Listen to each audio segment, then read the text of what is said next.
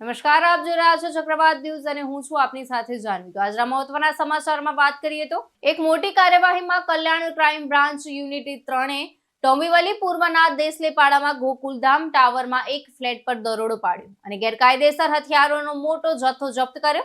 તો ક્રાઇમ બ્રાન્ચે 36 વર્ષીય કુખ્યાત ગુનેગાર રોશન ઝાની ધરપકડ કરી છે। તો દરોડામાં પોલીસે 2,12,500 ની કિંમતના ગેરકાયદેસર હથિયારો જપ્ત કર્યા, જેમાં 3 દેશી બનાવટની પિસ્તોલ, 2 ખાલી મેગેઝીન, 1 ખંજર, 2 તીક્ષ્ણ છરીઓ અને 1 તલવારનો સમાવેશ થાય છે।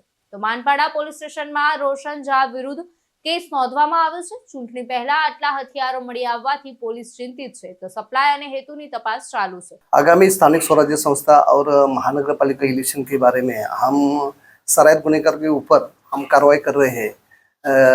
किधर आग्नेय शस्त्र और दूसरे में शस्त्र किसी के पास हथियार है क्या, ये देखने के लिए और उनके ऊपर कार्रवाई करने के लिए हम पेट्रोलिंग करते हैं। उस टाइम हमारे यूनिट के एएसआई भोसले साहब को एक इन्फॉर्मेशन मिली कि एक गोकुलधाम बिल्डिंग दिसलीपाड़ा में है, तीसरे माले पे सी विंग में रूम नंबर 202 में रोशन झा एक सरायत गुनेगार है। उन्होंने कोई हथियारे बेचने के लिए लेके आए और वो अपने रूम में ही के रखा है। इसलिए तो हम उधर गए और छापा कार्रवाई करते समय हमें शस्त्र मिले है। उसी में 3 गावठी बनावट के पिस्टल मिले, 3 जीवंत कारतूसे मिले और घातक शस्त्र विना परवाना अभी कदर्शितरित्या और दूसरे और तलवार मिली है। ये जो आरोपी कहाँ का रहने वाला है और उस पर क्या गुनाह दाखिल? वो पहले उल्लासनगर के इसमें रहता था, उल्लासनगर में, और अभी वो इधर 3 महीने हो गए रहने के लिए आए। उनके ऊपर एक 13 गुने उनके ऊपर है। उसमें क्या सिर्फ पॉलिटिक्स इन्वॉल्व है सर, क्या है?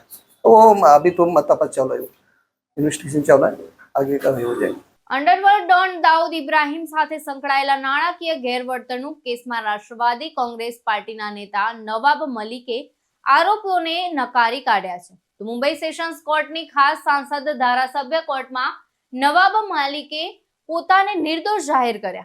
કોર્ટે કથિત મની લોન્ડરિંગમાં કેસમાં નવાબ મલિક સામે આરોપો ઘડ્યા છે। તો નવાબ મલિક પર PMLA એક્ટ 2002 ની કલમ 3 અને 4 તથા 17 હેઠળ આરોપ મૂકવામાં આવ્યા હતા।